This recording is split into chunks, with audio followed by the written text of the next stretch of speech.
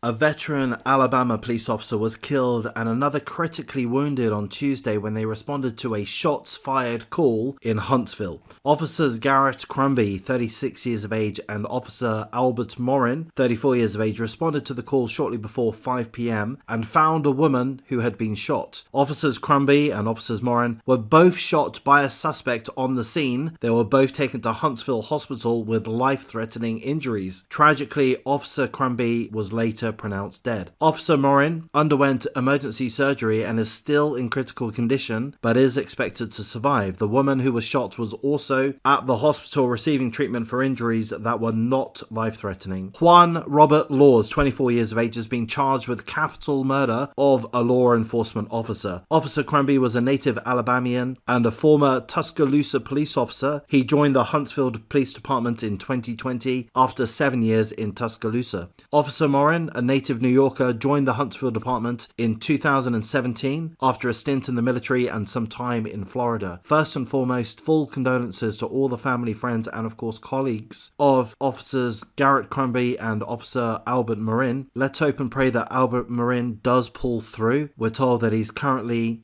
in a critical condition but is thankfully expected to survive. Hopefully he does survive. Hopefully he is able to make a recovery from his injuries. We don't know the nature of his injuries, so we don't know how likely or possible that is. So prayers for all concerned, and of course including the police department of Huntsville, that are all going to be absolutely devastated. We don't know really any details in regards to the initial shooting, why the woman was shot. We have no idea. Of course, let's hope and pray that she makes a recovery too. And we are lacking quite a lot of details at this point. The only blessing that we have is that the prime suspect, Juan Robert Laws, 24 years of age, is in custody. He has been charged with capital murder of a law enforcement officer in relation to Officer Garrett Crumby. I presume further charges will be laid against him in regards to the injuries sustained by Officer Albert Morin and likely the woman shot too. That's the only blessing here. Let's hope the investigation continues and that adequate evidence is gathered such that the guilty party, be that Juan Robert Laws or whomever else, is sentenced to an extremely long time in jail, if not given the death penalty. I'm not sure if Alabama does have the death penalty. I've not double checked.